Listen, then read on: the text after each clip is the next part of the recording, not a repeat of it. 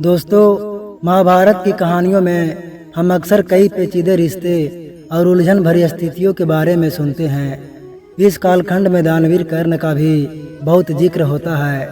क्या आपको पता है कि कर्ण की मौत भगवान श्री कृष्ण की वजह से हुई थी और कर्ण का अंतिम संस्कार भी श्री कृष्ण ने ही किया था। आखिर ऐसा क्या हुआ कि श्री कृष्ण को खुद अपने हाथों से कर्ण का अंतिम संस्कार करना पड़ा? आइए जानते हैं महाभारत की इस रोचक कहानी को विस्तार से। कर्ण पांडवों की माता कुंती और सूर्य का पुत्र था। कुंती ने अपनी शादी से पहले कर्ण को जन्म दिया था, फिर उसे लोक लाज के डर से एक बक्से में रखकर पानी में छोड़ दिया था। वो बक्सा एक रथ के सारथी को मिला और उसी ने कर्ण का पालन पोषण किया। सूत पुत्र होने के चलते कर्ण को कई बार अपमान सहना पड़ा। उसे समाज में इज्जत नहीं मिली। द्रौपदी ने भी उसे शादी करने से इनकार कर दिया, जिससे वो पांडवों से नफरत करने लगा था।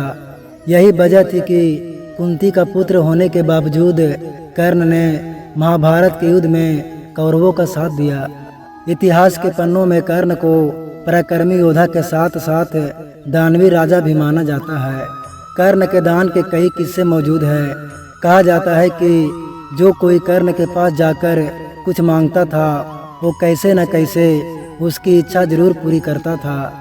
एक बार श्री कृष्ण खुद एक ब्राह्मण का वेश धारण कर कर्ण के सामने गए। उन्होंने कर्ण से सोना मांगा। कर्ण ने कहा कि अभी तो सोना सिर्फ मेरे दांतों में है, आप ले लो। ब्राह्मण ने कहा कि उसके लिए आपके दांत तोड़ने पड़ेंगे, जो मुझसे नहीं होगा। इस पर कर्ण ने खुद अपने दांत तोड़कर सोना निकालकर ब्राह्मण रूपी कृष्ण को दे दिया। कृष्ण इससे खुश हुए और कर्ण से वरदान मांगने को कहा। कर्ण ने कहा कि मेरी मृत्यु होने पर मेरा अंतिम संस्कार कोई ऐसा व्यक्ति करे जो पूरी तरह से पाप मुक्त हो।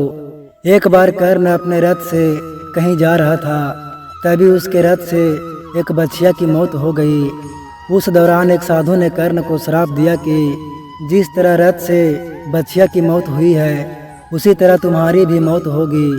साधु ने कहा कि युद्ध के दौरान उसके रथ का पहिया धरती निगल लेगी और वही उसकी मौत का कारण बनेगा। महाभारत युद्ध के 17वें दिन कर्ण के रथ का पहिया जमीन में धंस गया। तभी अर्जुन ने अपना दिव्यास्त्र निकाला और कर्ण पर वार कर दिया। जैसा साधु ने श्राप दिया था, उसी तरह कर्ण की मृत्यु हो गई।